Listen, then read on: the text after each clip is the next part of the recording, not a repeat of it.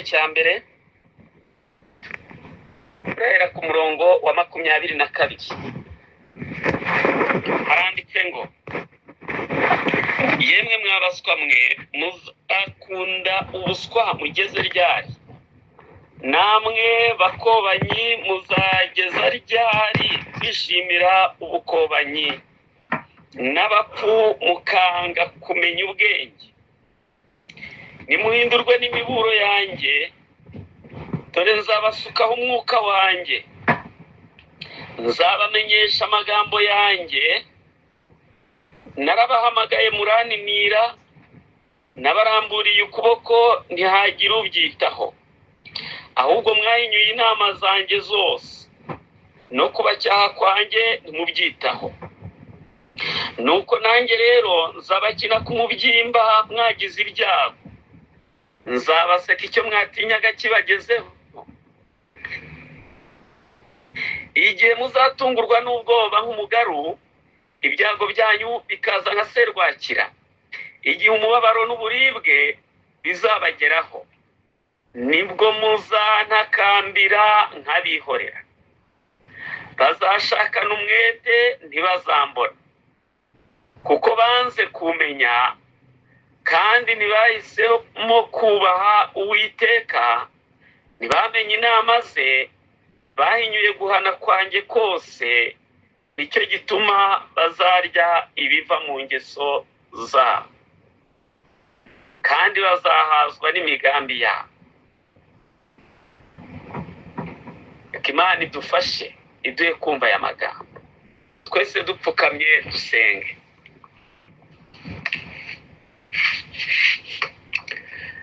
Data wa twese, muremyi w'ijuru n'isi, duciye bugufi imbere yawe, tugushimiye urukundo rwawe rwongeye kutwireherezaho, tugushimiye ubuzima uduhaye, ari nabwo butumye twubarara imbere yawe tukuramya. Abarembye, abagize ikibazo cy'ubwonko ndetse n'izindi ngorane z'ubuzima ntabwo babifitiye uburyo, ariko kubw'iyi mpano uduhaye y'ubuzima turi imbere yawe. Nta kindi rero kituzanye, tuje gushaka mu maso hawe, turashaka imbabazi zawe. Nta rindi jwi dushaka kumva uretse ijwi ryawe risubiza intege mu bugingo binyuze mu ijambo ryawe. Turakubererekeye ngo urihagarikire Nyagasani, ngwino wivugire, kuko ubasha kuvuga umuntu akumva, ariko umuntu avuze mugenzi we ntiyakumva. Ijwi ryawe igihe wari wambaye uyu mubiri ryabashaga kwinjira mu matwi y'intumbi, uwapfuye akakumva kandi agakanguka. Igihe wahamagaraga Lazaro ari mu gituro, ijwi ryawe yararyumvise, uwari waranutse yongera kuba muzima. Igihe wahamagaraga umukobwa wo kwa Yayiro yari yapfuye, ijwi ryawe ryinjiye muri uwo murambo, uwapfuye arakumva arazuka. Ijwi ryawe n'ubundi ribasha kumvikana mu matwi y'intumbi. Niyo mpamvu tukwinginze Nyagasani, ngwino wivugire. Twapfuye tuzize ibicumuro byacu, ariko binyuze mu bushobozi bwawe ushobora kuduhindura abazima. Reka iki gitondo kitubere icy'umugisha. Reka Nyagasani ibi bihe waduteguye by'iminsi 50 bibe ibihe byo kutwuzuza nawe, dutwuzuza imbaraga, idutandukanye n'icyaha burundu. Twishyize mu maboko yawe, reka n'ukuri byumvikane neza. Dore tubura ururimi rwo kubisobanura, tubura ururimi rwo kwerereza ukuri kwawe, tubura ubushobozi n'ubwenge, ariko washimye ko ubinyuza mu muntu kugira ngo ukize abandi bantu. Twubaraye imbere yawe Nyagasani, ntacyo dushoboye. Nubwo dufitiye impuhwe abagiye kurimbuka, tukaba dufitiye impuhwe abantu banze imbabazi zawe, tukaba duhendahenda turangurura ngo turebe ko babona agakiza, ariko nta n'ubushobozi tubifitiye. Niyo mpamvu tugutakamiye Nyagasani, ngwino utabare ubugingo bw'iyi mitima. Dore babyutse baje imbere yawe, dore hari n'abaje bashaka kwiyumvira gusa, badafite icyerekezo, badafite umugambi, badafite iyo bava n'iyo bajya. N'abagushungera ntabwo ubanga. Fatira iyi mitima miri imbere yawe kugira ngo nayo uyihindurire icyerekezo. Nyagasani, duciye bugufi, ngwino uduhe kumva no kumvira, tubisabye mu izina rya Yesu, amen. Bavandimwe, nshuti z'umusaraba, reka dushime Imana muri iki gitondo. Ni igitondo cy'umugisha. Kuri uyu munsi rero tubafitiye insanganyamatsiko ivuga ngo kwizera urufunguzo rwo gukira. Kwizera urufunguzo rwo gukira. Bavandimwe, turi mu gihe cy'ishiraniro, turi mu gihe gikomeye cyane. Ntabwo nabona uko nababwira uburyo abamarayika barimo bacuragana kugira ngo umurimo wa hano ku isi urangire. Kandi nta kindi kintu giteye iyo mivurungano ni ikibazo cy'umuntu. Mu gihe amaleta yo mu isi arimo arashyira ku murongo ibintu byose byahanuwe kugira ngo bisohore, kugira ngo Satani yigarurire abatuye isi bose, dore ko ibyanditswe bivuga yuko umugambi wa Satani nuko abari mu isi bose bayiramya. Ariko Imana nayo mu mugambi wayo nuko umuntu wese izina rye ryanditse mu gitabo cy'ubugingo izamurinda uburyo bwose bwo kuramya inyamaswa ku mpamvu z'uko yanditse mu gitabo cy'ubugingo gusa. Iki ni ikintu gikomeye.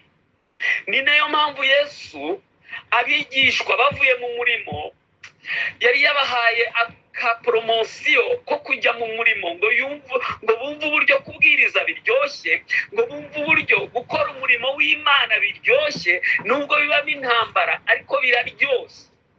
Niyo mpamvu bakoresheje amagambo avuga ngo Yesu igihe yari ari ku iriba ahahuriye n'umugore w'umusamariyakazi, Yesu mu kiganiro yagiranye nawe, mu cyigisho yatambukije kuri uyu mugore kugira ngo abashe gukira, abigishwa yakoze ibishoboka byose kugira ngo bataza kumurogoya, ahita batuma guhaha. Ntabwo cyari igihe cyo guhaha kuko bari mu rugendo, nta nubwo cyari igihe cyo gutegura amafunguro, ariko Yesu yabonye ko baza kubera inkomyi ikiganiro cye. Mu gihe yari ari gufasha uyu mugore, abigishwa bazanye ibyo kurya, maze kuko ababigishwa bari baramaze gushyirwamo umwuka mubi abayuda bari bafite, urwango rwo kwanga abasamariya, kumva ko abayuda batavugana n'abasamariya, nuko abigishwa bahita babwira umwigisha wabo nabi ati, mwigisha, ngaho vayo, ngwino ufungure, va muri ibyo ngibyo urimo, va muri icyo kiganiro. Yesu arababwira ati, umva, mfite ibyo kurya mutazi. Kuri Yesu kwigisha byari nk'ibyo kurya. Abigishwa rero nabo bari babonye iyo poromosiyo, reka ngarukaho narindi, maze bagaruka bashima Imana, bagaruka bitera hejuru, bavuga ati, umva mwigisha, umva twabwirije ibintu byagenze neza, n'abadayimoni batwumviye. Yesu arababwira ati, umva, mwikwishimira ko abadayimoni babumviye, ahubwo nimwishimire ko amazina yanyu yanditse mu gitabo cy'ubugingo. Ngiki kintu ukwiriye kwishimira, kuko umuntu wese izina rye ryanditse mu gitabo cy'ubugingo azarindwa kuramya inyamaswa n'igishushanyo cyayo. Ingorane ituma abantu bayiramya nuko batigeze bandikwa mu gitabo cy'ubugingo, nuko se n'abanditswe bongeye kwitandukanya n'Imana maze barahanagurwa. Dore ko mu gutegeka kwa kabiri havuzwe ngo, uncumuyeho wese niwe nzahanagura mu gitabo cyanjye. Nshuti muvandimwe, muri iki gitondo nkufitiye insanganyamatsiko ivuga ngo kwizera urufunguzo rwo gukira. Mu gihe rero abamarayika barimo bacuragana kugira ngo bafashe umuntu, ndagira ngo nkubwire ngo hari ibintu biri kubera ku isi, hari n'ibiri kubera mu ijuru kubera ikibazo cy'umuntu. intambara iri hagati ya Kristo irimo iragera ku musozo, mu gihe amaleta rimwe arashyira ku murongo ibijyanye n'uburyo bwose bwo kuramya inyamaswa, bwaba ari ukugusha ubukungu, bwaba se ari ibijyanye no gutegura no kubeshya abantu mu bijyanye n'imihindagurikire y'ikirere, nyamara aribo babikoze. Imvura ikagwa ikarimbura ahantu ngo ni imihindagurikire y'ikirere, aribo babikoze. Ibi byose ni ukugira ngo bajijishe umuntu, bamuyobore mu buryo bwo kuramya inyamaswa n'igishushanyo cyayo. Reka ibyo simbigarukeho ninjira mu buhanuzi, ahubwo ndashaka kukubwira umurimo Imana irimo irakora muri iki gihe kugira ngo isarure isi. Ikiri mu isi cyose kigomba kuzura kugira ngo isarura ribeho. Abo kwa Satani bagomba kuzura ibyo kwa Satani, abiyeguriye Imana bagomba kuzura umwuka wera. Umurongo utandukanya abana b'Imana n'abana ba Satani ugomba kugaragara cyane. Muri ubwo buryo rero hari amagambo nifuza kugusomera y'icyo Imana irimo irakora muri iki gihe gikomeye cyane. Haranditse mu wifuzwa ibihe byose, ni paje ya 204, icyigisho ni icyigisho cya 26 Kaperinawumu. Haranditse ngo uko niko bizagenda ku nshuro ya nyuma y'intambara ikomeye, gukiranuka kuzarwana n'icyaha, mu gihe ubugingo, umucyo n'imbaraga bishya bimanukira ku bigishwa ba Kristo bivuye mu ijuru, haza imbaraga iturutse ikuzimu kugira ngo itere umwete ibikoresho bya Satani. Ibyo mu isi byose rero bikisukiranya. Kuba yarigishijwe ibihe amagana by'urugamba, Sekibi akoresha kwiyoberanya, aza yishushanyije na marayika w'umucyo ku nteko zishingikiriza ku myuka iyobya n'inyigisho z'abadayimoni. Amagambo muvandimwe nashakaga ko wumva n'aya ngaya: mu gihe ubugingo n'umucyo bimanuka, mu gihe ubugingo n'umucyo n'imbaraga bishya bimanukira ku bigishwa ba Kristo bivuye mu ijuru. Icyo ni ibintu Imana irimo irakora kugira ngo yuzuze abana b'Imana imbaraga zayo. Buri munsi uko ugiye imbere y'Imana nta buryarya, ubugingo, umucyo n'imbaraga bishya bimanukira ku bigishwa ba Kristo bivuye mu ijuru. Ikindi nanone kandi ngo haza imbaraga iturutse ikuzimu kugira ngo itere umwete ibikoresho bya Satani. Bivuze ngo buri munsi, ntabwo umunsi wose ushobora gutambuka ibi bintu bidakozwe ku mwana w'umuntu. Nicyo kibuga iyi ntambara irimo iraberaho. Ikibuga iri kuberaho ni umuntu. Byanze bikunze ku batuye isi bose, buri munsi haba hari imbaraga, umucyo n'ubugingo bishya bimanuka bivuye mu ijuru, bije kuzura abantu b'Imana bari imbere y'Imana basenga bashaka Imana. Kandi nanone imbaraga zivuye ikuzimu nazo ngo buri munsi zuzura imitima y'abantu badafite icyo bitayeho, bibereye mu mirimo yabo ya hano ku isi, baba babishaka baba batabishaka. Ariko buri munsi hari ibigomba kwinjira mu muntu, kandi ku iherezo bigomba kuba byuzuye. Ikiri mu isi cyose kigomba kuba cyuzuye kugira ngo isi isarurwe. Nshuti yanjye, ndagira ngo utekereze ku mibereho yawe. Ni ibiki byuzura ubugingo bwawe mu masaha 24? Ese ni iby'ikuzimu? Iyo bavuze ikuzimu baba bavuga hano ku isi. Iyi si niyo yahindutse ukuzimu, iyi si umwanzi yamanukiye. Igihe bakubwira ngo hari ahantu hitwa ikuzimu baba bakubeshya. Ni uburyo Satani nanone ariganyamo abantu. ariko iyi si niyo yumvikanye mw'iri tangazo rivuga ngo nuko wajuruwe ntiwishime, naho we wasi wugushije ishyano, kuko umwanzi yakumanukiye afite umujinya mwinshi. Mu kujijisha abantu, Satani abereka ko hari ahandi hantu aba hitwa ikuzimu hatari hano ku isi, ariko iyi si niyo azereramo ameze nk'intare yivuga ashaka kubacoshomera. Nguko ukuzimu ni iyi si. Ibiri mu isi rero nibyo birwanira kuzura abantu: ubucuruzi, ubuhinzi, amashuri n'ibindi abantu bahugiyemo byasimbuye kwiga ijambo ry'Imana ndetse no gushaka ubugingo buhoraho. Ugasanga abantu barahugiranye mu masaha 24. Ibyo reba, ibyo wumva, ibyo ukora, ibyo birushaho kukuzura, kandi ku iherezo niba udafite uburyo bwo kuzura umwuka wera, ibyo nibyo bizakujyana igihe ngibyo ibihugije abantu, ibyo birimbuye abantu. Hari amagambo ngiye kugusomera y'uburyo abamarayika ku ipaje y'106, icyigisho ni icya 14. Haranditse ku isubi iheruka y'iki cyigisho cya 14 cyo mu bifuzwa ibihe byose. Ni icyigisho kivuga ngo twabonye Mesiya. Haranditse ngo abamarayika b'Imana bahora bacuragana bava mu ijuru baza ku isi, kandi bakava ku isi bajya mu ijuru kubera umurimo wabo. Imbaraga z'Imana zikora ibitangaza muri Kristo, zitabara abashavuye n'abarembye. Kubw'umurimo wabo, ibyiza byose byo muri Kristo bitugeraho biturutse ku Mana. Mu kwihindura umuntu kwe, Umukiza yahuje inyungu ze bwite n'iz'abahungu n'abakobwa b'urubyaro rwa Adamu baguye.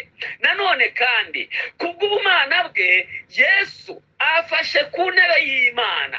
Bityo rero Kristo niwe nzira ihuza abantu n'Imana, kandi agahuza Imana n'abantu. Yesu ashimwe. Bavandimwe, reka dushime Imana cyane, kuko Imana yakoze byose kugira ngo tubone agakiza. Abamarayika ntibicaye ngo bahora bacuragana bava mu ijuru baza ku isi kugira ngo batabare umuntu. None se kuki wowe wumva ubutabazi butakugeraho? Ni iyihe mpamvu gutsindishirizwa bidashoboka kuri wowe? Hari ikibazo ngiye gusubiza muri iki cyigisho, ari nayo mpamvu ijuru riteguye iyi nsanganyamatsiko ivuga ngo kwizera urufunguzo rwo gukira. Ikibazo nabajijwe ejo kandi gikomeye ni ikibazo kivuga ngo mbese ni iyihe mpamvu gutsindishirizwa bitinda? Ni iyihe mpamvu se gutsindishirizwa bitari gukunda? Ni iyihe mpamvu bidashoboka? Ibyo wigisha koko ni ukuri kuko ubisoma mu nyandiko. Nanjye sifite icyo nakubwira cyanjye, kuko Imana yaduhaye Bibiliya n'umwuka w'ubuhanuzi ngo bituyobore.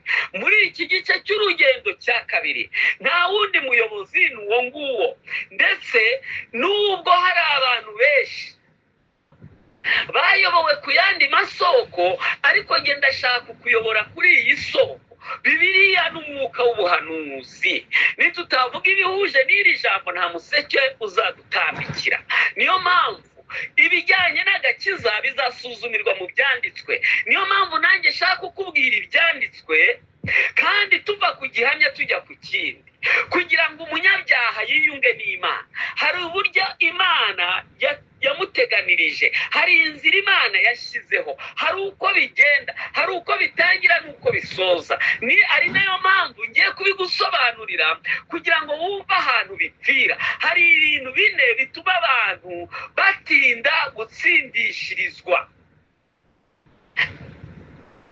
Mbere yuko musobanurira iyi nzira, reka manze musobanurira ibyo bintu. Tega amatwi kandi ubyiteho. Icya mbere, haba ubwo umunwa uvuga ubukene umutima udafite. Umuntu akaba yabwira mugenzi ati ndashaka gutsindishirizwa, ariko mu by'ukuri ubwo bukene butari mu mutima. Bibiliya iti muzashaka mumbone nimushakana umutima wanyu wose. Kuri iki cya mbere rero, umuntu abasha kubibwira bagenzi be cyangwa se akagirira icyifuzo cyo gushaka imbabazi z'Imana mu materaniro, mu gihe ari mu materaniro nk'ayumva ijwi ry'umubwiriza, ariko basoza agahita yigira mu by'isi bimuhugije, yagaruka mu materaniro ati ndashaka agakiza, basoza akisubirira mu bye. Icyo gihe rero uwo muntu azakomeza kwizengurukaho ndetse kuzageza ubwo azumva ko gutsindishirizwa bidashoboka. Gutsindishirizwa birashoboka, ariko ndagira ngo mubwire ngo bishobokera uwizeye. Dutsindishirizwa n'ubuntu kubwo kwizera.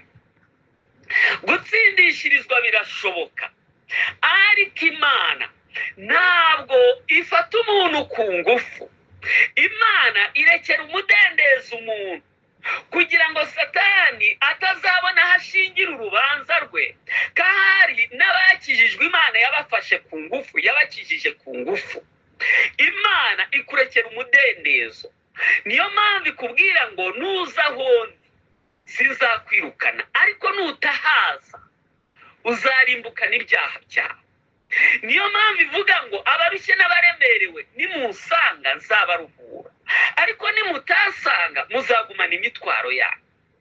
Niyo mpamvu ivuga ngo dore mpagaze ku rugi ndakomanga, umuntu niyumva ijwi ryanjye agakingura nzinjira iwe, n'udakingura azaguma inyuma y'urugi. Ntabwo ashobora gukoresha imbaraga, ariko akoresha umwuka we kugira ngo akomeze kureshya umutima wawe, agakoresha amararika kugira ngo usange Imana. Igihe rero ugize icyifuzo, ukaba ugize ubukene bw'umutima, ukaba wifuza imbabazi z'Imana, hari umudendezo ugomba gukoresha witwa gushaka Imana. Amagambo ndagira ngo uyumve muvandimwe. Kugira ngo rero umuntu atsindishirizwe, nuko igihe Mwuka Wera atsinze umutima akakwemeza ko uri umunyabyaha, Bibiliya iravuga ngo icyo ushaka kimwe ni uko wemera ibyaha byawe. Yeremiya igice cya 3:13. Igihe rero wemeye ko uri umunyabyaha kandi ukaba usobanukiwe ko ibyaha byawe bizakurimbuza, wizarira, wirangara, fatiraho nk'uko Yakobo yarigenje. Yari azi ko amahirwe ya nyuma arayo, arafata arakomeza kugeza ubwo n'ibyamusabaga kurekura yemeye rwose, yihambira kuri marayika, aravuga ati mba nubwo wanyica sinkure kurutamaye umugisha. Imana nayo ibasha kugerageza ngo irebe yuko kubyifuza. Niyo mpamvu marayika yamuteye urwara ku nyonga yita, ariko umutsi ngo umaze kureguka, Yakobo yagombaga kurekura kubera ubwo bubabare, ariko amahirwe ye ya nyuma yarayo, yaravuze ngo sinkure kurutamaye umugisha. Niyo mpamvu nanone igihe umugore wari urwaye indwara yari amaranye imyaka 12, yari indwara yo kuva, yari yaratanze umutungo we wose kugira ngo akirindwa, ariko byari byarananiranye. Igihe yarangirwaga umuvuzi wavuye mu ijuru uvura nta kiguzi atanze, umugore yakoze urugendo rwo kujya kumushaka, ariko agira ingorane, amusanga mu iteraniro ry'abantu benshi, aho atabashaga kuvuga icyifuzo cye ngo yisuzumishe imbere y'uyu muganga. Indwara ye yaramuzigaga ku buryo bitari byemewe kajya mu bantu, akomeza kwihishahisha mu bantu ngari bitaza kumenyekana ko afite ubwo burwayi, ariko icyo yashakaga kwari ukugera imbere y'umuganga. Umunsi wose yawumaze atarabona uburyo yagera imbere ya Yesu. Ariko uyu mugore nubwo yari afite icyifuzo cyo kwisuzumisha abwiye uburwayi bw'uyu muganga, byarananiranye kugeza ubwo uyu mugore asigara yifuza ngo uyu munsi nunyuraho ntakize ubu burwayi, namaze kugera aho uyu muganga ari biraba bindangiranye, none se nabigenza nte kugira ngo nkire? asigaye afite icyifuzo mu mutima kivuga ngo icyama nibura akanyura iruhande rwanjye, ubwo kuvugana nawe mbona bidashoboka, nibura narambura ukuboko nkamukoraho, ahari nabasha gukira. Yesu ntabwo yabasha kunyura ku mutima nk'uyu nguyu. Umutima wose umushaka arawiyereka. Yesu ngo ahise yinyurisha imbere y'uyu mugore kuko yabonaga afite kwizera gushaka gukira. Nuko uwo mugore nawe ngo umwanya w'ingenzi yari abonye n'uwo. Umurwayi yari ari imbere y'umuganga kandi ntiyari afite uburyo bwo kugira byinshi amubwira. Yahise arambura ukuboko amukoraho, ako kanya umugore yumva arakize. Umugore yatinye ko yibye umuti kuko atigeze asaba uburenganzira cyangwa se avugana n'uyu muganga. Umugore yatinye yuko byamugiraho ingaruka, ariko ahita anyonyomba mu bantu, arihuta cyane ngo acike. Ariko Yesu nawe ntiyashaka yuko iki gikorwa cyatambuka bitamenyekanye. Nuko arengereza ijwi rivuga ngo hari umuntu unkozeho. Abari aho ngaho birabatangaza cyane, maze Petero wari ishanutse mu magambo wahita asubiza muri aya magambo avuga ngo mwami, mbese abantu barimo barakubyiga ndetse barenda no kugutura hasi ngo hari ugukozeho, ko abantu bari kugukora hari benshi. Ibyo bishatse kuvuga iki? Yesu ati hari umuntu unkozeho kuko numvise imbaraga ivuyemo muri Kristo. Igihe umuntu agize kwizera kumuzanira gukira, imbaraga iva muri Yesu ijya muri uwo muntu, maze umuntu agahinduka ubugingo buzima. Uwo mugore n'ubwoba bwinshi amenya yuko ibyo byamenyekanye, aza imbere ya Yesu ahinda umushyitsi, asobanura ibye, aramubwira ngo mukobwa wanjye, genda kwizera kwawe kuragukijije.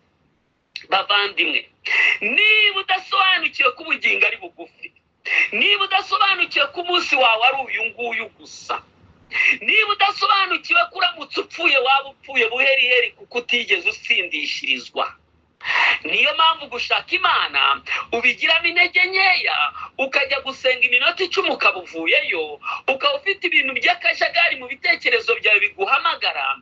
Ibyo bigatuma utinda gutsindishirizwa. Ngiyi ingorane ya mbere ituma abantu batinda gutsindishirizwa, nuko gutsindishirizwa barabishaka, ariko barabishakana n'ibindi bintu. Mu bitekerezo byabo hari ibibahugije, hari gahunda bagomba kuzuza uyu munsi, hari ibikorwa bagomba gukora, ariko baranashaka n'imbabazi z'Imana. Ati umwigisha yavuze ngo tujye mu rwiherero, ariko reka njye mu rwiherero nimaramo iminota 10 ndahita asubira mu mirimo yanjye. Maze iyo minota yarangira ukumva ntubashije gukira, maze ukazana ikibazo kivuga ngo ni iyihe mpamvu gutsindishirizwa bitinda. Iyo niyo ngorane ya mbere. Ingorane ya kabiri ni umuntu ushaka gutsindishirizwa ariko wabyumvanye abandi uko batsindishirijwe, akaba ashaka gutsindishirizwa nk'uko bagenzi be batsindishirijwe. Ati numvise byaragenze gutya, numvise yararaye ijoro asenga, reka nanjye ndari ijoro senga. Numvise yararize, nanjye nintarira ntabwo mbyeme. Ugasanga umuntu arimo arabaza ngo none se ko nagize agahinda ariko sinigeze numva ngira agahinda kamena umutima, ko numvise abandi bararize yewe ko narize. Umuntu akajya imbere y'Imana gusenga ashaka ko ari buze kurira, ashaka ko ari buze kugira agahinda. Ndagira ngo nkubwire ngo gutsindishirizwa kwawe bizatinda, kuko ntabwo uzatsindishirizwa nk'uko mugenzi wawe yatsindishirijwe. Wowe jya imbere y'Imana ku kibazo cyawe cy'icyaha. Imana ifite uko iza kubigenza, kuko mu ntambara ikomeye basobanura iby'abakobwa b'abapfu n'abanyabwenge. Baravuze ngo abanyabwenge ngo buri wese yari afite ibyamubayeho ku giti cye. Ku bijyanye no gutsindishirizwa, hari intambwe abantu batera, hari n'ibiba ku muntu biba bisa n'ibya mugenzi we, ariko ntabwo ushobora kugena igihe iminsi cyangwa se ngo bibe nk'uko byagenze kuri mugenzi wawe, nk'uko n'imiterere y'abantu itandukanye niko no gutsindishirizwa kwabo bizaba bitandukanye. Ariko ibi ngibi ubigireho imyumvire myiza, ikizaba gitandukanye ni ibizababaho bijyanye no gutsindishirizwa, ariko guhishurirwa ibyaha. Nta munyabyaha n'umwe utsindishirizwa atahishuriwe ibyaha. Icya kabiri, nta munyabyaha n'umwe utsindishirizwa atagize agahinda ko mu buryo bw'Imana, kubabazwa n'ibyaha. Icya gatatu, nta munyabyaha utsindishirizwa atahishuriwe igitambo. Amaraso atavuye ntihabaho kubabarirwa ibyaha. Uhereye kuri Adamu kugeza umuntu wanyu muzajya mu ijuru, abazajya mu ijuru bose bababariwe ku bw'amaraso ya ntama w'Imana ukuraho ibyaha. Amaraso atavuye ntihabaho kubabarirwa ibyaha. Icya gatatu, nta muntu utsindishirizwa atatuye ibyaha bye, byanze bikunze nubwo yaba atazi gusenga, atigeze asengera n'abantu.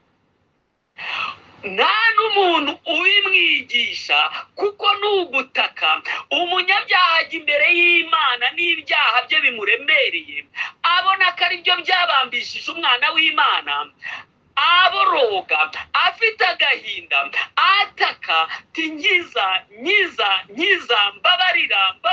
Ngiryo isengesho ry'umunyabyaha urimo uratsindishirizwa. Nimbabarira, niba ndabyemera, ubusambanyi nakoze ndabwemera, ubujura nakoze nabwemeye. Mana, umva, sinabona uko ururimi rubisobanura, ariko uwo Mwuka Wera yabikoreye niwe ubuze uko byagenze. Ariko umunyabyaha wese yatura ibyaha, niryo sengesho rye. Ntabwo asengera abandi. Wewe nubwo yaba akunda umufasha we ntiyamusengera, ewe abasenga arwana n'ubugingo bwe, avuga ati mba ndi umunyabyaha kandi Nyagasani ndashaka kumbabarira ibyaha byanjye. Nta muntu n'umwe rero ubabarirwa atatuye ibyaha bye. Icya kane, nta muntu n'umwe ubabarirwa adafite kwizera. Kwizera ni rwo rufunguzo rwo gukira. Ibyo bintu bine mvuze, abantu bose bababariwe byabaye mu mitima yabo. Ariko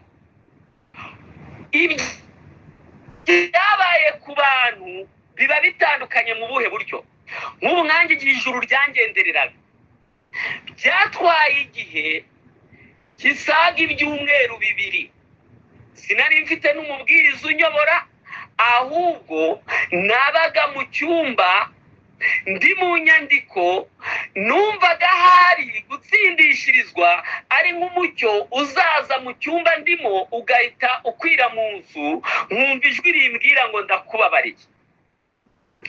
Ariko Imana ibikora mu buryo bwayo bitewe n'imiterere yayo. Ubuhamya bwanjye ni burebure, natinda muri iki cyigisho. Ahari Imana nibishaka nzabaha ubu buhamya. Hari n'abatsindishirizwa umunsi umwe, acyumva ikibwiriza kimwe kigakora ku mutima, agatangira guhishurirwa ibyaha, akabona uburyo yahemukiye Imana n'abantu, ndetse ako kanya agahishurirwa Kristo, akabona ko ibyaha byari byo byatumye umwana w'Imana abambwa, agahita apfukama byatura, akagira kwizera ako kanya mu isaha imwe, akaba arababariwe. Mu gihe hari abababariwe mu byumweru 2 bisaga, mu gihe hari ababimaranye ukwezi, mu gihe se hari n'abapfubye bakibwira ko bababariwe, hazaza ikibwiriza bakongera bagasubukura. Ibijyanye no kubabarirwa wibigena. Iyo wagennye ibizakubaho cyangwa se ugashaka ko bizaba nk'uko byagenze kuri mugenzi wawe, icyo gihe gutsindishirizwa kwawe biratinda. Icyo ni icya kabiri. Icya gatatu aricyo ngiye gutindaho,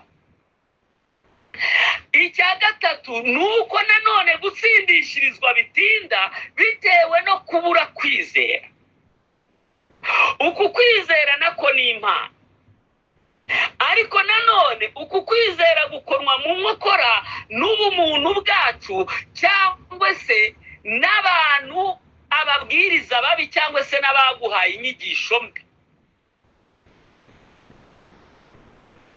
Umuntu akumva yuko azatsindishirizwa ari uko yumvise ijwi, agasenga akatura ibyaha afite agahinda. Byose Mwuka Wera yarabikoze, yatsinze umutima wamwemeza ibyaha ndetse yamuhishuriye ibyaha bye, ndetse yahishuriwe igitambo, afite agahinda n'amarira, ari kwatura ibyaha ariko akumva ntababariwe.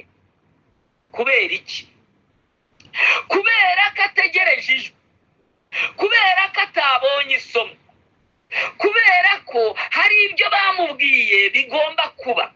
Ndagira ngo mbabwire ngo muri iyi nzira Satani yagiye atoranya ababwiriza bangiza iyi nzira, ku buryo gutsindishirizwa abantu bumva birimo amananiza, abantu bumva ari ibintu bikomeye, abantu babigira mu bwibone, bakumva bo baranabibonye, bakumva byari bigoye ku buryo yumva ko bagenzi be badashobora kubibona. Ndagira ngo mbabwire, gutsindishirizwa Imana yarabyoroheje ku buryo yateganije ko isomo rimwe abantu bashobora kuzaryumva bagahita batsindishirizwa bose.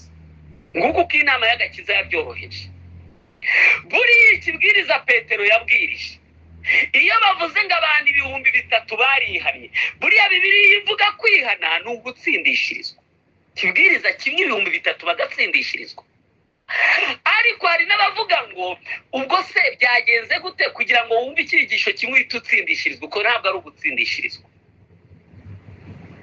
Hari ibintu rero abantu bagiye bananizaho abandi inzira, bakayishyiramo imitwaro iremereye ku buryo abantu babumva bigoye. Ariko ndagira ngo mubwire ngo biragoye ku muntu udafite kwizera, kuko na Kristo hano ku isi yakoraga byose kugira ngo umuntu agire kwizera.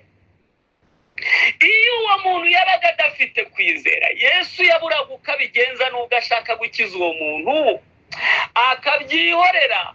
Nubwo uyu muntu ari indembe, nubwo uyu muntu yahetamishijwe n'ubugome bw'umwanzi, ariko Yesu agategereza kwizera. Ni nayo mpamvu yahoraga acyaha abigishwa be, akababwira ati yemwe abafite kwizera guke, iyaba mwari mufite nibura kwizera kungana n'akabuto ka sima.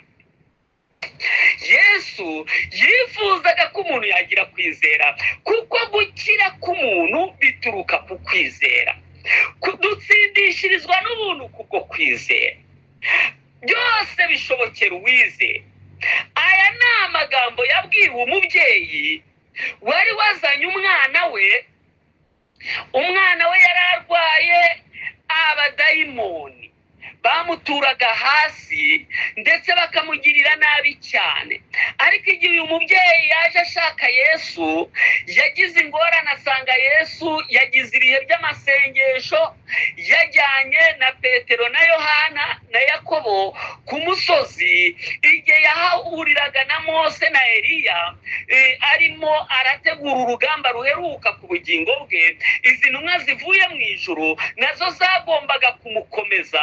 Nka Mose wanyuze mu rupfu, yagombaga kumuhumuriza ngo Kristo atazatinya urupfu. Nka Eliya wagiye mu ijuru adapfuye, nawe yagombaga gukomeza Yesu. Muri aya masengesho rero Yesu yahagiriye umugisha, ariko aba Petero na Yohana na Yakobo bagira igihombo, kuko muri aya masengesho bari bafite ibitotsi byinshi basinziriye.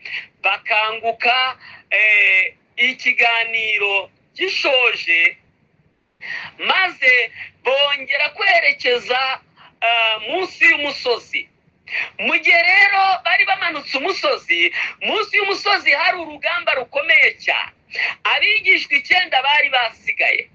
bari babuze imbaraga zo gukiza uyu mwana, kuko uyu mubyeyi yamuzanye asanga abigishwa 9 Yesu ndetse n'abo bigishwa 3 badahari. Nuko uyu mubyeyi aravuga ati ntacyo bitwaye, aba bigishwa nabo bafite imbaraga, reka ubwo rero babana n'umwigisha wabo kandi bakaba bakora umurimo wo gukiza, mbabwire ikibazo cyanjye nabo bantabare. Nuko umubyeyi abwira ikibazo abigishwa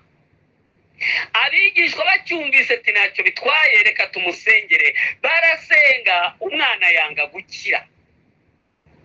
Abigisha amategeko, abatambyi n'abandi ngo baraje barashungera, maze batangira kubakwena ati ngaho nimumukize turebe. Abigishwa baragerageza, ariko umwana yanga gukira. Mbese niki cyabiteye? Hano mu bifuzwe byose baravuze ngo icyatumye abigishwa batirukanye uyu mudayimoni nuko ngo mu mitima yabo bari bagize ikibazo cy'ishyari, ngo bari bagiriye ishyari abigishwa 3 bajyanye na Yesu, ngo bibaza ngo niyihe mpamvu Yesu ahora atoranya aba 3. Ngo mu kwibaza ibyo bahise basakirana n'urugamba rw'uwo mudayimoni, ntabwo babashije kumwirukana. Ariko igihe Yesu yageragaho kuri urwo rugamba, abatandi baravuze ati reka noneho turebe ko na Yesu abishobora. Amagambo ashaka kugusomera kugira ngo ngaruke kuri iyi ngingo twihuse cyane, ni amagambo ari mu bifuzwe byose, cyigisho cya 41 cyitwa umurimo. Reka twihute cyane dusome ku ipaje ya 362. Haranditse ngo inteko isuhuza umutima maze iritegereza. Mu mutima w'uwo mubyeyi harimo ibyiringiro n'ubwoba. Yesu aramubaza ati yafashwe ryari? Nuko uwo mubyeyi avuga imyaka myinshi y'umubabaro, maze kuko yari ababaye atakibasha kwiyumanganya, aramwinginga ati niba ubishobora tugirire imbabazi udutabare. Niba ubishobora. Nanone muri icyo gihe uwo mubyeyi yari agishidikanya ubushobozi bwa Kristo. Niba aya magambo ndagira ngo muyumve. Yesu aramusubiza ati byose bishobokera uwizeye. Kuri Kristo imbaraga si ikibuze. Gukira kwakomokaga ku kwizera k'umubyeyi. Mbese aya magambo urayumvise? Niba ufite iki gitabo ugice akarongo. Muri Kristo imbaraga si ikibuze. Muri Kristo gukiza n'aka kanya yahita gukiza, ariko gukira bikomoka ku kwizera. Uyu mwana kuko yari afite ikibazo, gukira kwakomokaga ku kwizera k'umubyeyi. Abogoza amarira, agaragaza intege nke ze. Uwo mubyeyi asaba Yesu imbabazi muri aya magambo ngo ndizeye nkiza kutizera. Yesu ahindukirira iyo ndembe arayibwira ati yewe dayimoni utavuga kandi utumva, ndagutegetse muvemo, ntukamugaruke mukundi. Habaho urusaku n'intambara ikaze. Dayimoni mu kumuvamo asa n'ushaka kumwica, umwana asa n'upfuye. Iyo nteko y'abantu itangira kuvuga iti arapfuye, ariko Yesu amufata ukuboko aramuhagurutsa, ahagarara ari muzima. Yesu amuha umubyeyi we. Nuko uwo mubyeyi n'umwana bitera hejuru bahimbaza umukiza wabo. Nuko iyo nteko y'abantu iterwa ubwoba n'icyubahiro cy'Imana, mu gihe abanditsi bayembayembye bamwaye, no mu maso yabo hafite ipfunwe. Aya magambo ndagira ngo uyiteho kuko arakureba cyane. Niba ubishobora tugirire imbabazi udutabare. Ni imitima ingana iki iremerewe n'imitwaro y'ibyaha yagiye isubira muri iryo sengesho? Ku bantu bose bameze batyo umukiza basubizanye impuhwe nyinshi agira ati byose bishobokera uwizeye. Bishobokera umeze gute? Bishobokera uwizeye. Aya magambo nayo ndagira ngo muyiteho. Kwizera niko kuduhuza n'ijuru kandi kukatuzanira imbaraga zihagije zo gutsinda umutware w'umwijima. Imana ibinyujije muri Kristo iduha uburyo bwo gutsinda icyaha cyose no kunesha ibigeragezo bikomeye. Ariko abantu benshi biyumvamo ko babuze kwizera kandi bagahunga Kristo. Iyo mitima yatsinzwe no kumva ko idashyitse, yari ikwiriye kwiyegurira ubuntu bw'Umukiza wuje imbabazi. Abameze batyo aho kwirebaho ubwabo nibarebe kuri Kristo, uwahoze agendagenda mu bantu akiza abarwayi kandi yirukana abadayimoni, n'uyu munsi nabwo aracyari umucunguzi ufite imbaraga. Kwizera kuzanwa n'ijambo ry'Imana. Nimugundire aya magambo yaciye akarongo, nimugire gute? Nimugundire iri sezerano ngo uzaho ndi sinzamwirukana na hato. Ngaho nimwikubite ku birenge by'Umukiza muvuga muti ndizeye nkiza kutizera. Igihe cyose muzagenza mutyo ntabwo muzarimbuka na hato. Mbega amagambo nshuti yanjye, impamvu ubona bidashoboka ubuze kwizera. Wowe ndagira ngo nkubwire, emera unyure muri iyi nzira nk'uko iri mu byanditswe. Wishaka ubuhamya nk'ubwa bagenzi bawe, wishaka ko ibigomba kukubaho ari nk'ibyabaye kuri runaka, kandi nawe mubwiriza wibwira abantu ko bazatsindishirizwa nk'uko batsindishirijwe. Imana ifite uburyo bwinshi bwo gukiza bitewe n'imiterere y'abantu, bitewe n'ibyo bariye, bitewe n'aho bavukiye, bitewe na sosiyete bangirikiyemo. Nubwo twese dufite icyaha kimwe gusa, kamere y'icyaha dukomora kuri Adamu, ariko kwangirika kw'abantu bagiye bangirika bitewe n'aho batuye, bitewe n'imiryango bakomokamo, amashuri bize, ibyo bariye. Ntabwo abantu bangiritse kimwe, ni nayo mpamvu imyumvire y'abantu itaba imeze kimwe, ni nayo mpamvu bitinda, ni nayo mpamvu amarangamutima y'abantu aba atandukanye. Ariko uburyo bwo gukira Imana yateganirije umunyabyaha ni bumwe. Uwo ari we wese wakize uzasanga yarababariwe binyuze mu gitambo cy'Ikaruvari. Nshuti yanjye, kwizera ni urufunguzo rwo gukira. Kwizera ni amaboko yakira impano y'agakiza. Umuntu abuze kwizera ntashobora gutsindishirizwa. Yasenga amava agakoboka, yashaka Imana umwaka wose akamera nk'aho Imana yamwirengagije, ndetse bamwe bajya bibaza yuko baba baratutse Umwuka Wera. Ariko ndagira ngo nkubwire nshuti yanjye, ntabwo watutse Umwuka Wera kuko ugitsindwa. Umuntu wese ugitsindwa ni ikimenyetso cy'uko Mwuka Wera gihari, kuko nta muntu utsindwa Mwuka Wera adahari. Ubwo azaza azatsinda ab'isi abemeza iby'icyaha. Waramugoye cyane, waramuruhije cyane, Imana yakomeje kugoragoza, ikomeza kukwihanganira, ariko niwita kuri izi nama uratsindishirizwa uyu munsi. Yego, rambura nanone iki gitabo cy'uwifuzwa ibihe byose. Turihuta cyane turebe iyi ngingo ndiho yo kwizera, ndibuze kuyitindaho ndasoreza kuri iki cya kane, impamvu ituma abantu batinda gutsindisha.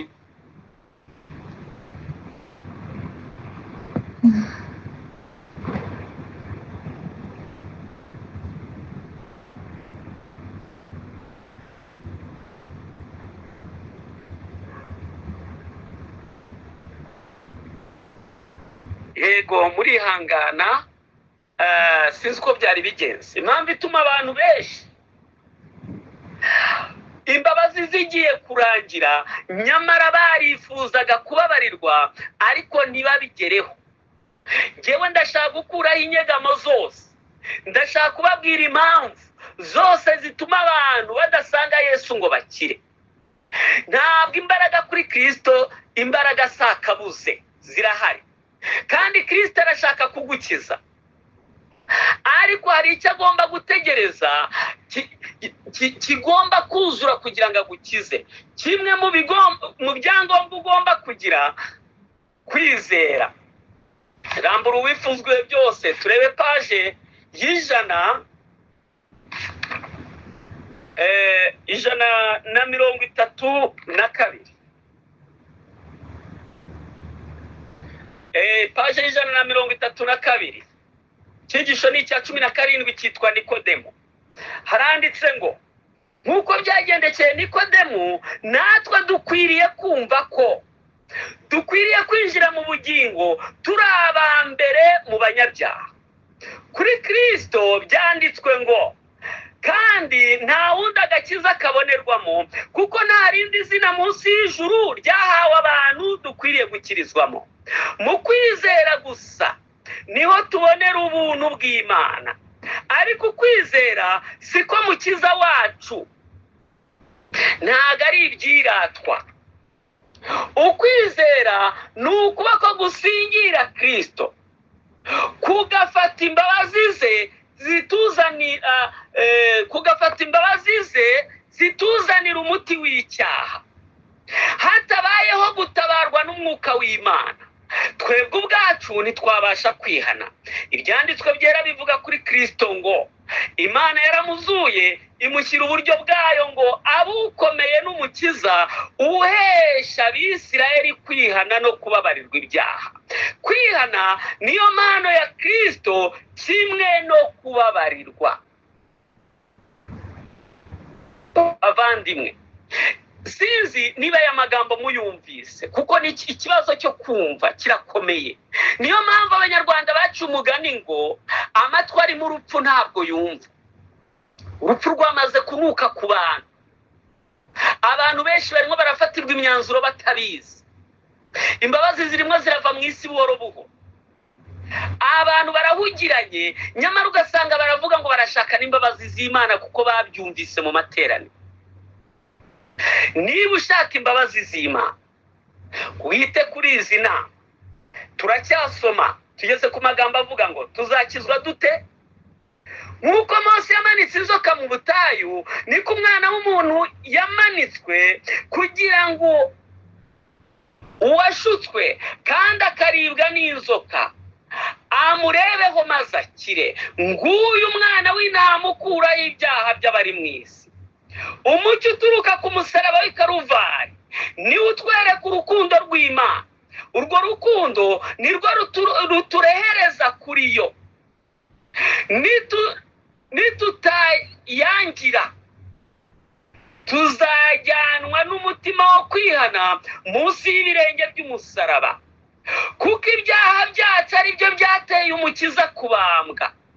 Ubwo nibwo umwuka w'Imana ashyira ubugingo bushya mu mutima wizeye. Aya magambo yaciye akarongo. Intekerezo zose no kwifuza kose bizafatwa mbiri ngo byumvire Kristo. Umutima n'ubwenge bizongera kuremwa bushya ku ishusho yikorera muri twe, ikigarurira byose. Ubwo nibwo amategeko y'Imana azandikwa mu mutima, maze dushobojwe na Kristo tuzashobora kuvuga tuti, Mana yanjye nezezwa no gukora ibyo ukunda. Nshuti muvandimwe, ubu noneho ngeze neza kuri izi ntambwe ugomba gutera kugira ngo utsindishirizwe. Icyigisho cy'uyu munsi: kwizera urufunguzo rwo gukira. Urumva ingorane zigenda ziziga abantu zigatuma badatsindishirizwa. Icya mbere ni imyumvire mibi. Icya kabiri ni ababyaza babi. Icya gatatu ni ukutizera.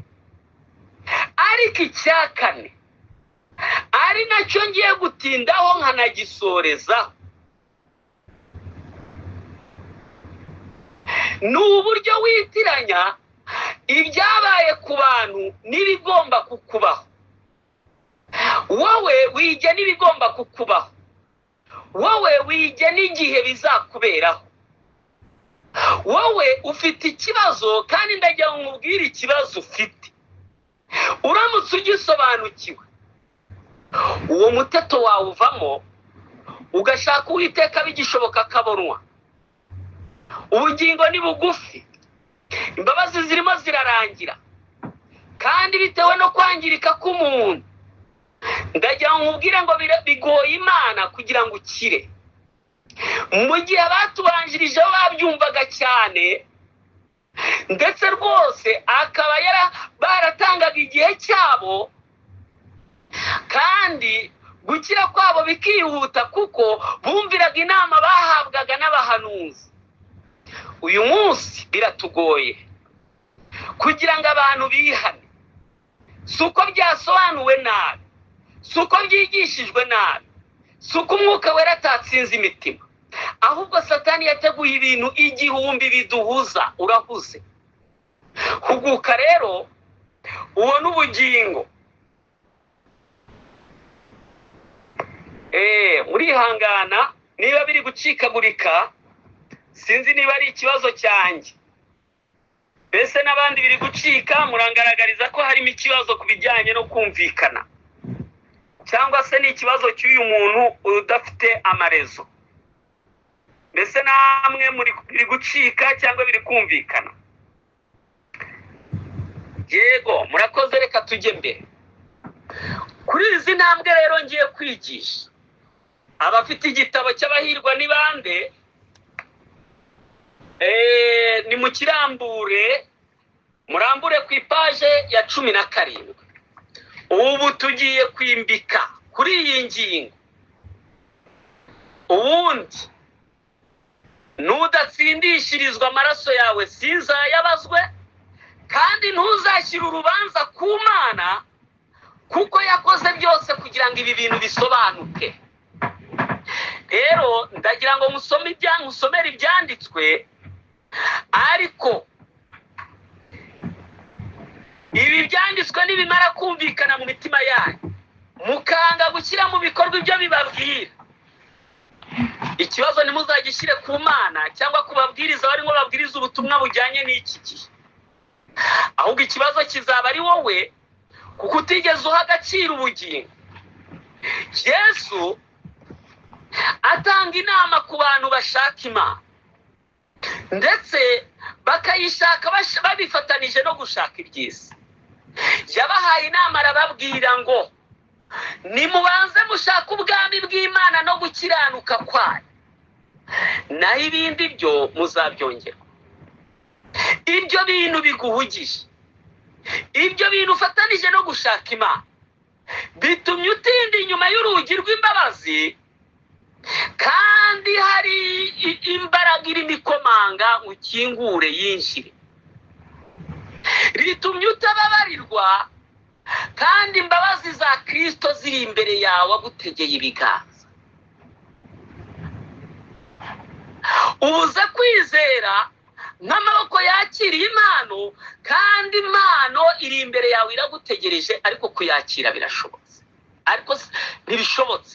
Ariko se kwizera kuzanwa n'iki? Iyi ngingo turayigeraho. Kuri iyi paje ni ingingo ivuga ngo hahirwa abashavura kuko aribo bazahozwa. Haranditse ngo gushavura kuvugwa aha ni agahinda nyakuri k'umutima ubabajwe n'icyaha. Yesu aravuga ati, nanjye nimanikwa hejuru y'isi nzireherezaho abantu bose. Igihe umuntu arehejwe ngo arebe Yesu amanitswe ku musaraba, asobanukirwa neza n'ubunyacyaha bwa muntu, abona yuko icyaha ari cyo cyakubitishije kandi kikabambisha umwami w'ikuzo. Abona ko nubwo yakunzwe urukundo rutavugwa, asanga yarakomeje kuba indashima n'umugome. Yaretse inshuti ye magara, kandi apfusha ubusa impano iruta izindi zose ijuru ryatanze. Asanga ubwe yibambira umwana w'Imana, kandi akongera gucumita wa mutima ukivirirana kandi washenjaguritse. Asanga inyenga ngari y'icyaha, kandi icuza umwijima imutandukanya n'Imana, maze agashavura afite umutima umenetse. Abashavura batyo bazahumurizwa. Imana itwereka igicumuro cyacu kugira ngo tubashe guhungira kuri Kristo. Urumva ukuntu ibintu bitangira? ntabwo Imana ikubabarira ibyaha itabanje kubikwereka. Imana itwereka igicumuro cyacu. Igicumuro cyacu ni kavukire, igicumuro cyacu ni kamere, igicumuro cyacu ni urukurikirane rw'imbuto za kamere, ibintu byagiye bikorerwa mu bugingo. Ibi byose Imana ishaka kubikwereka binyuze mu bubasha bwa Mwuka Wera, binyuze mu ijwi ry'ababwiriza, binyuze mu byanditswe byera.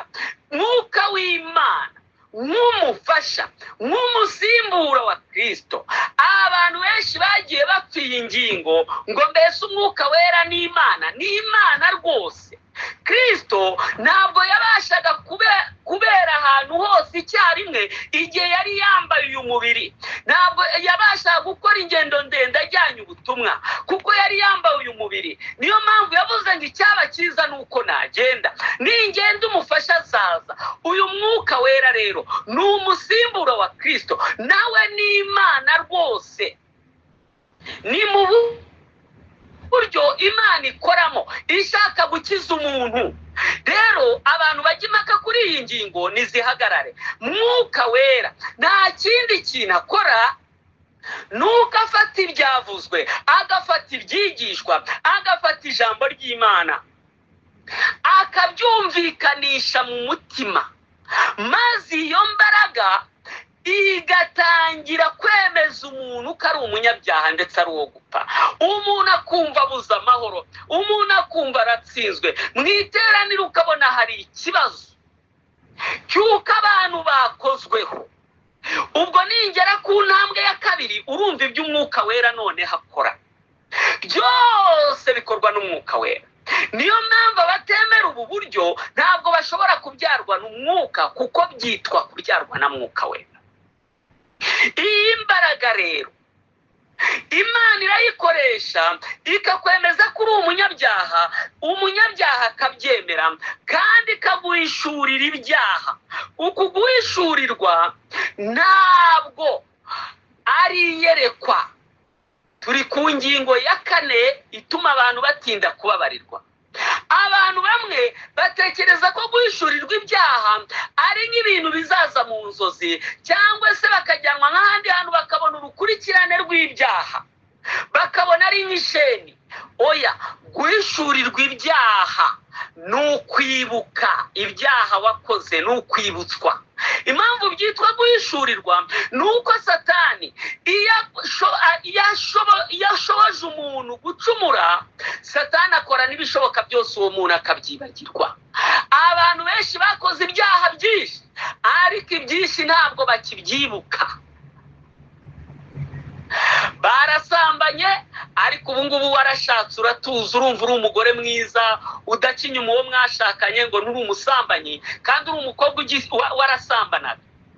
Ibyo rero warabyibagiwe, ariko Umwuka Wera yongera kubikwibutsa, akakwibutsa uburyo wajyaga mu bapfumu, akakwibutsa uburyo wanganye n'umuturanyi wawe ndetse rwose ukaba waramwifurizaga n'urupfu. Mwuka Wera akakwibutsa amadeni utishyuye. Mwuka Wera akakwibutsa ubugome wagiye ugira.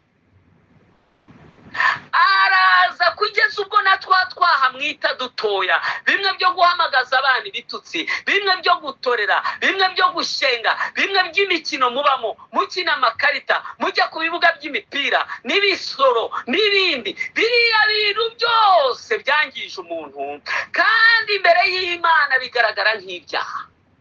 Mwuka Wera arakwibutsa kugeza ubwo akwibutsa ko n'isabato itangira ugikora imirimo, wivugira ibyo wishakiye. Usanga nta sabato n'imwe wigeze uruhuka. Ibi ndagira ngo mbibabwire ngo n'igihe twari tukiri mu madini, gutanga icya 10 bigikorwa, Mwuka Wera yarakuzamuraga akakwereka ko nta n'icya 10 wigeze utanga, kandi amafaranga menshi waragiye uyatanga kugira ngo abantu bakurebe. Mwuka Wera kuguhishurira ibyaha, sinabona uburyo bisobanura, ariko ibyo wanyuzemo mu buzima bwawe arabyongera kubikwibutsa. Nubwo ibyo wakoze biruta umusenyi, nubwo ibyaha byawe ari umunuko, ariko afata bimwe mu byo wakoze ukabibona. Ibi rero ni ukugira ngo uyu munyabyaha yemere ko ari umunyabyaha kandi ko ari uwo gupfa. Niyo magambo somye, ndongera nyasubiremo, aravuga ngo abashavura batyo bazahozwa. Imana itwereka igicumuro cyacu kugira ngo tubashe guhungira kuri Kristo. Nshuti yanjye, ntabwo ubasha guhungira kuri Kristo udafite ibyo uhunga. Mu gitabo cy'abakurambere n'abahanuzi, ndabona nagifite hafi, ariko ndabarangira paje ya 246.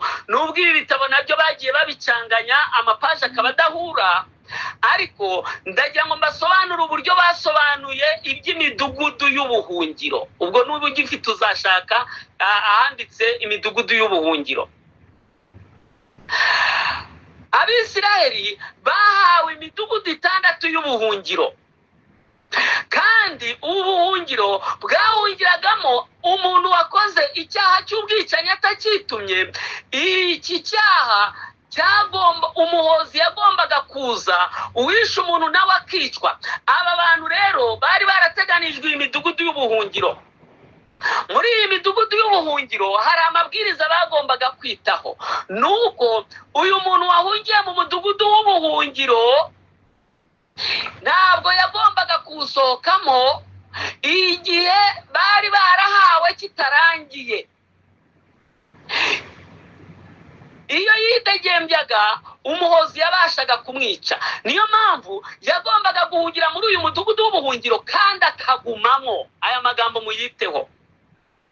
Rero iyi munsi hari ibintu byayifashaga kugira ngo igere mu mudugudu w'ubuhungiro. Baranditse muri icyo gitabo, baravuga ngo inzira igana mu mudugudu w'ubuhungiro yabaga iharuwe cyane, kandi hari hariho ibyapa byanditseho aya magambo avuga ngo umudugudu w'ubuhungiro. Urugendo ngo rwabaga ari nk'igice cy'umunsi bitewe n'aho umuntu ari. Ariko iyi munsi hari ibintu ngira ngo mbabwire banditse ndetse babitindaho cyane. Nanjye mu gihe nabyigaga, Mwuka Wera yashoboje kubitindaho cyane. Baranditse baravuga ngo iyi munsi, icya mbere ntiyagombaga kuzarira, icya kabiri ntiyagombaga koroshya intambwe, icya gatatu ntiyagombaga gusezera inshuti, icya kane umunaniro ngo ntabwo wabashaga kubuza iyi mpunzi kwihutira kugera mu mudugudu w'ubuhungiro. Kuzarira bitumye abantu batagera mu mudugudu w'ubuhungiro.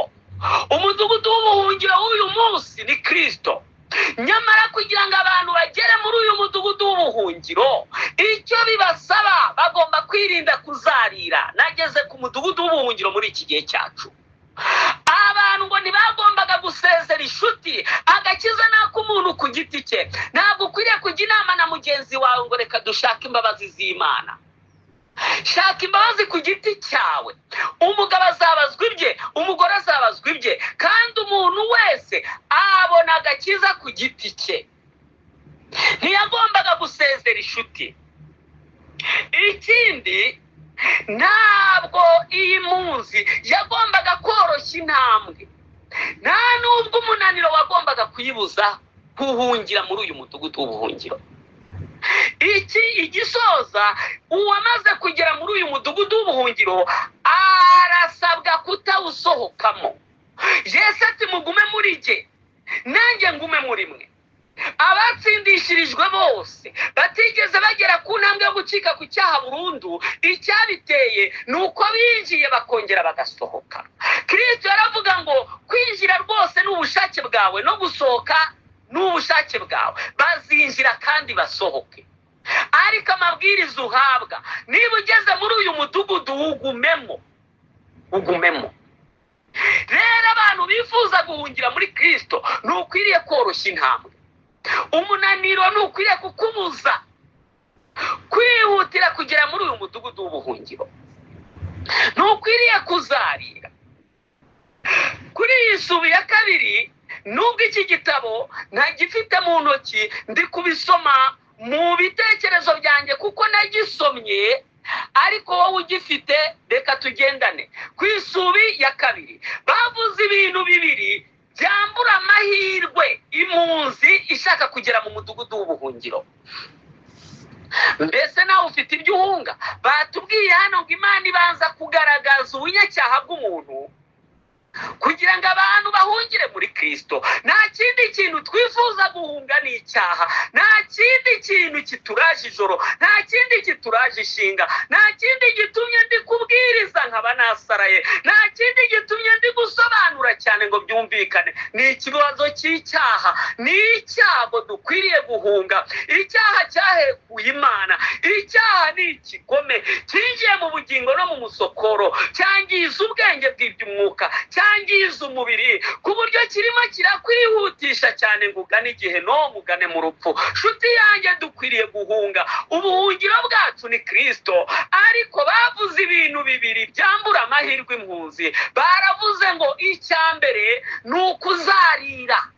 kuzarira bishobora kukwambura amahirwe. icya kabiri ni uguhinyura. guhinyura ibyo wigishwa nabyo bishobora kukwambura amahirwe. uru ni urugero rwakoreshejwe muri iki gitabo cy'abakurambere n'abahanuzi. nanone muri iki gitabo cy'abahirwa ni bande bakoresheje urugero rw'ibyabereye i Yerusalemu. Yerusalemu wari umurwa utuwe n'abantu. ndashaka kubabwira ku irembo noneho rigari. iri rembo rigari ryari rifite urugi rukingwa n'abantu 20 ndetse rugakingurwa n'abantu 20. uru rugi rwakingurwaga mu gitondo abantu bakajya guhaha, ariko rukanakingwa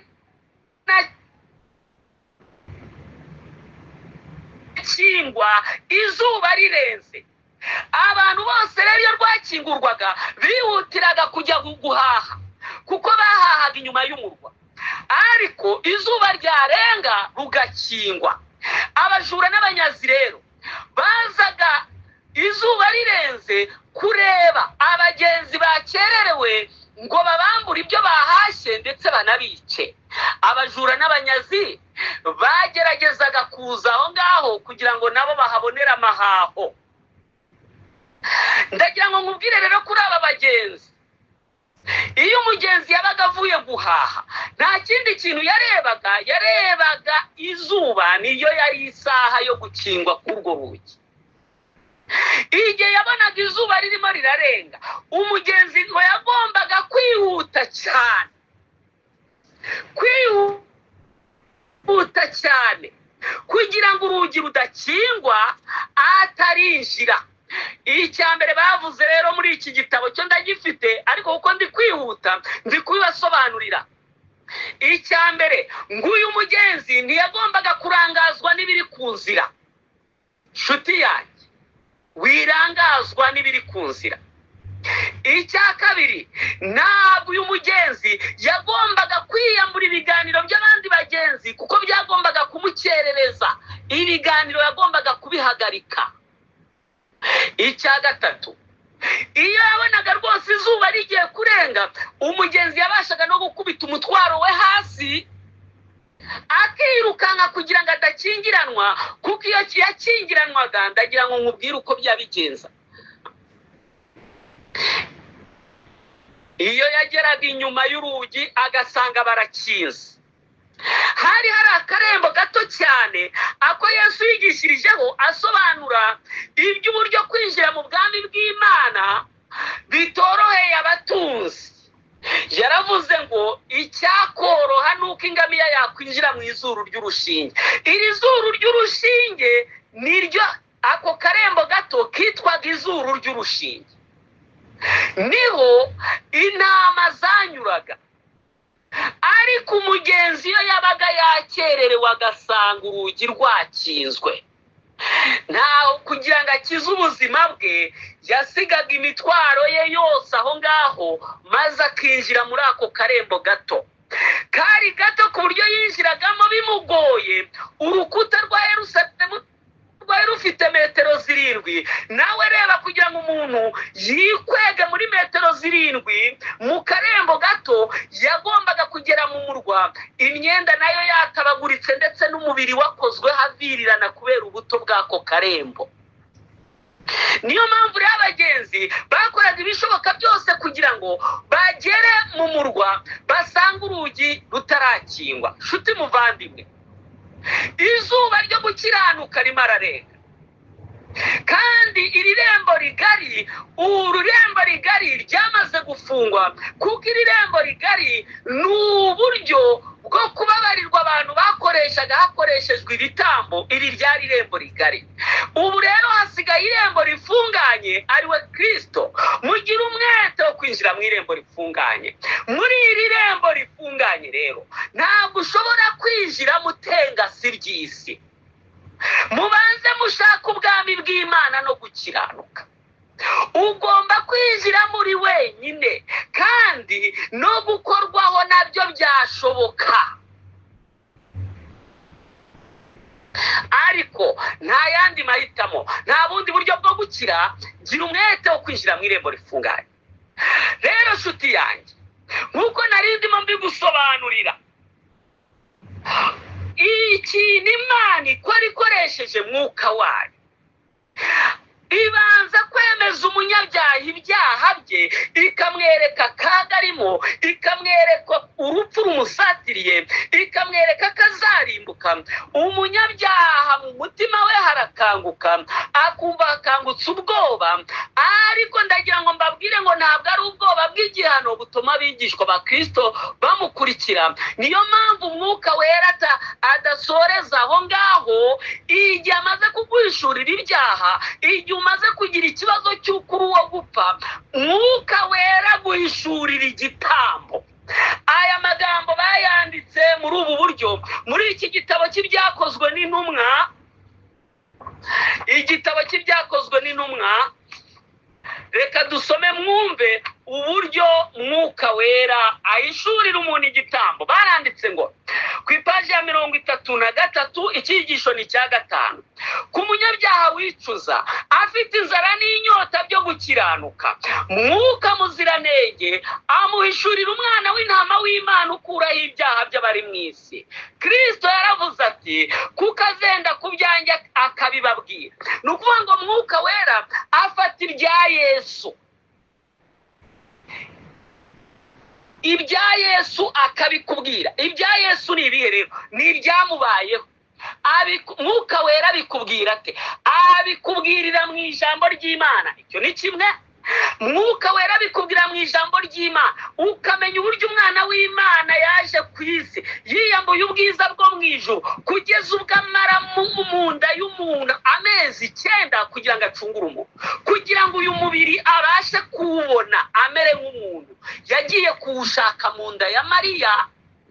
Uyu abamarayika bikubitaga imbere ajya mu nda y'umuntu kugira ngo ahashake umubiri azasohoke muri uyu muntu nawe ari umuntu. Mu mezi 9 aravuka. Mwuka wera afata ibyabaye mu ivuka rye akabikubwira.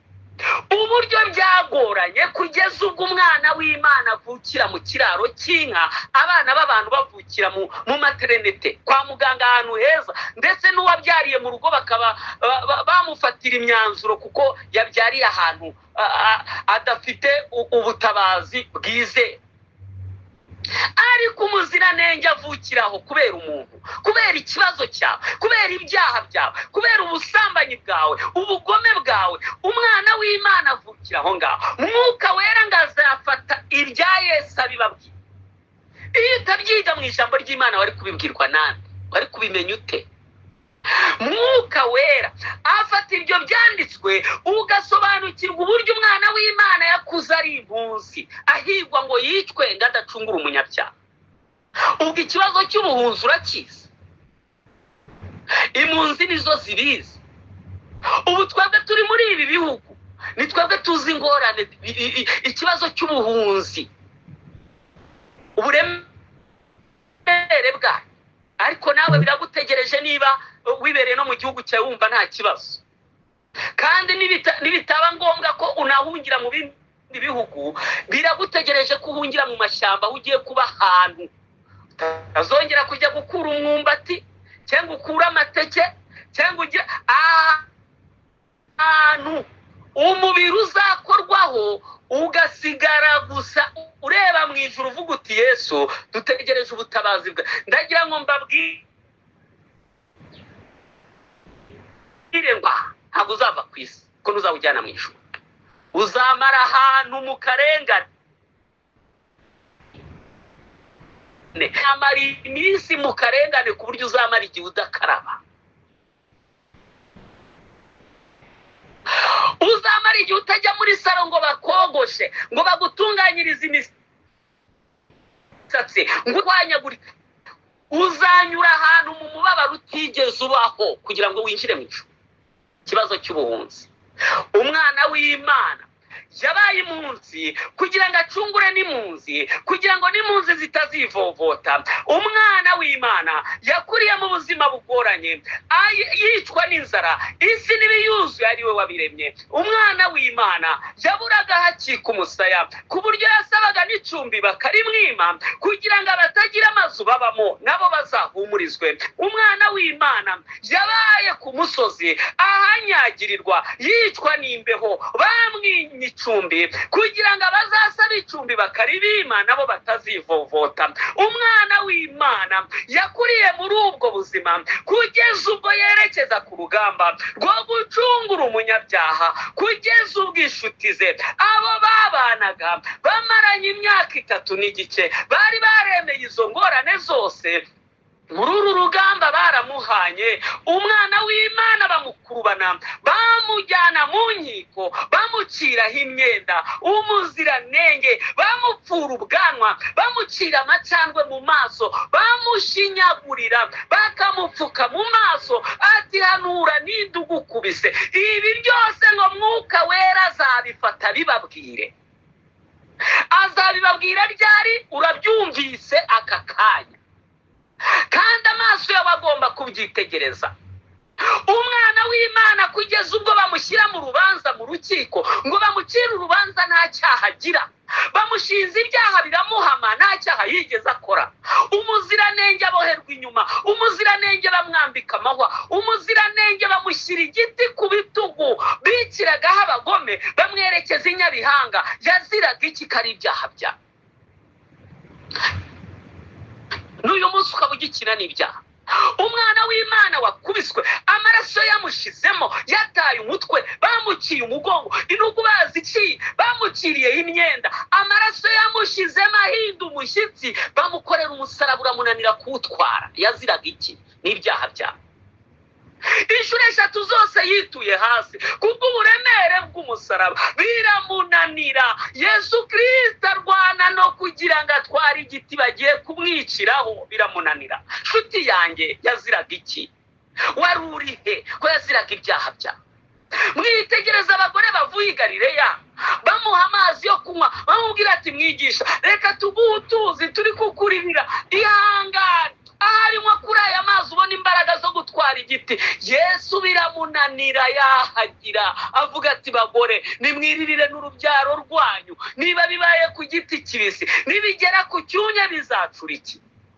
Yesu Kristo arababazwa. Umwana w'Imana bamukurabana, bamujyana i Nyabihanga, bamutera imisimari mu biganza no mu birenge, bamumanika hagati y'ijuru n'isi, hagati y'abajura, nta cyaha yigeze akoza. Ibi nibyo umwanditsi umuhanuzi atubwiye ngo azenda ku bya data bibabwire. Ibi ni Yesu yabivuze, azenda ku byanjye abibahe. Ibya Yesu ni ibyamubaye. Kubw'ibyo rero umunyabyaha wese wahishuriwe ibyaha bye akwiriye no guhishurirwa iki gitambo, akamenya ko umwana w'Imana yapfuye kubera ibyaha bye. Ihishurirwa ntabwo ari iyerekwa. Upfukamye usenga Mwuka Wera ashobora kuzana ibi bintu mu bitekerezo ukabibona nk'aho birimo biba aka kanya, bikamena umutima kugeza ubwo umutima ushavura. Turasubira hejuru gatoya, kandi ndagira ngo mbabwire ngo ndimo ndagana ku musozo. Igihe umuntu arehejwe ngo arebe Yesu amanitswe ku musaraba, asobanukirwa neza n'ubunyacyaha bwe, abona yuko icyaha aricyo cyamukubitishije kandi kikabambisha umwami w'ikuzo. Abona ko nubwo yakunzwe urukundo rutavugwa, asanga yarakomeje kuba indashima n'umugome. Yaretse inshuti ye magara kandi apfusha ubusa Imana iruta izindi zose ijuru ryatanze. Asanga ubwe yibambira umwana w'Imana kandi akongera gucumita wa mutima ukivirirana kandi ushenjaguritse. Asanga inyenga ngari y'icyaha kandi icuza umwijima imutandukanya n'Imana, maze agashavura afite umutima umenetse. Nta muntu n'umwe ushobora kubabarirwa atagize umutima umenetse. Igihe Mwuka Wera areheje umutima ngo urebe ibyabaye i Karuvari, umutima urashenguka, ubona ko ari wowe wishe umwana w'Imana, ntabwo ubigereka ku bandi, ubona ibyaha byawe ari byo byamubambishije, maze umunyabyaha agapfuka amarira yatura ibyaha bye. Binyuze mu kwizera ijuru rishyira mu mutima we. Ntabwo kwizera nabyo tubivukana, ahubwo nabyo ni impano. Bibiliya bivuga mu Baroma 10:17 ngo dore kwizera guheshwa no kumva kukazanwa n'ijambo rya Kristo. Ni ijambo ry'Imana rero ririzana. Umurongo wa 10, igice cya 10 umurongo wa 10. Umutima niwo umuntu yizeza akabarwaho gukiranuka, akanwa niko yatuza agakizwa. Mariko 11:24. Nicyo gituma icyo tuzasaba cyose tubishyizeho umutima, mwizere yuko mubihawe kandi muzabibona. Igihe umunyabyaha yapfukamye abogoza amarira, akwiriye kwizera ko Imana imubabariye kuko yabisezeranye. Yarasezeranye ngo ariko nitwatura ibyaha byacu niyo yo kwizerwa kandi ikiranukira kutubabarira ibyaha byacu no kutwezaho gukiranirwa kose. Isengesho ryo kwatura ibyaha ntabwo ribamo tegereza. Imana yasezeranye ko nitwatura ibyaha niyo kwizerwa, dukwiriye kwizera nayo ikiranukira kutubabarira. Ikimenyetso kikubwira kubabariwe ni amahoro y'umutima gusa. Nyamara niba warabonye isomo, Imana ikabona uburyo bwo kugira ngo kwizera kwawe gushike ari uko yaguha isomo, ni byiza. Niba warabonye indirimbo, Imana ikabona ko kuzamura indirimbo mu mutima wawe kugira ngo kwizera kwawe gushike, ni byiza. Ariko niba nawe utabibonye, ariko ukaba warumvise umutima uruhutse, ukagira amahoro yo mu mutima, warababariwe wishidikanya. Nshuti bavandimwe, reka dusoreze ahangaha. Icyama ngo Mwuka Wera agufashe kumva neza uru rufunguzo rwo gukira kwizera. Ndasaba Imana ngo ibongerere kwizera. Ndagusaba muvandimwe ngo ntuzarire. Ndagusaba ngo ushake Uwiteka bigishoboka akabonwa. Ndagusaba ngo utabare ubugingo bwawe, kuko kubabarirwa muri iki gihe biragoye. Mwuka w'Imana rimwe arava mu isi. Rero fata umwanzuro kandi ijuru ryiteguye kukwakira. Imana igushoboze ku izina rya Yesu. Reka dupfukamye dusenge. Nyagasani, turi imbere yawe, tugushimiye uburyo ikibazo cy'umuntu wagishakiye igisubizo urabyoroshya kugira ngo umuntu wese abishyikire. Wagiye ugira ababwiriza batandukanye uko ibihe byagiye bisimburana, no mu gihe cyacu watugeneye ubu buryo kugira ngo twumve ijwi ryawe. Abatabyumviye mu nsengero, kuko abayobozi bagiye barwanya ubu butumwa, ukemera ko iyi mpinduka ibaho, itorero ukarizana mu butayu aho ridafite umuyobozi w'umwana w'umuntu wabangamira ubutumwa, ahubwo akaba ari wowe uryiyoboreye. Abantu batataniye mu isi ukabashyiraho ubu buryo bwo kumva ndetse no gutsindishirizwa.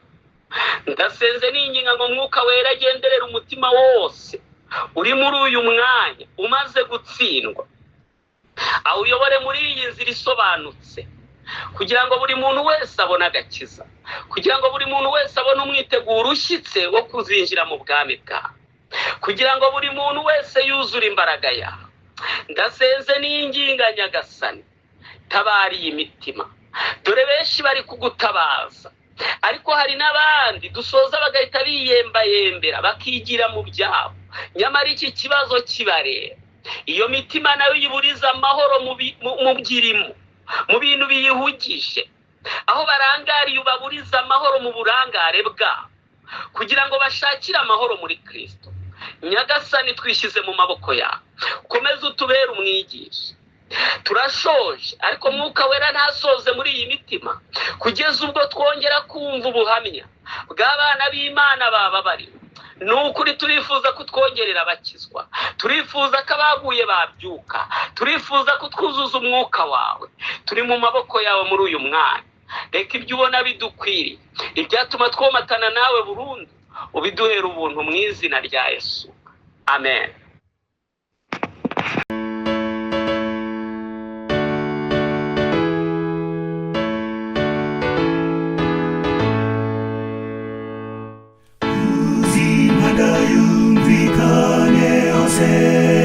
Yesu agiye kuza, muririmbe bagenzi mwishima, Yesu agiye kuza.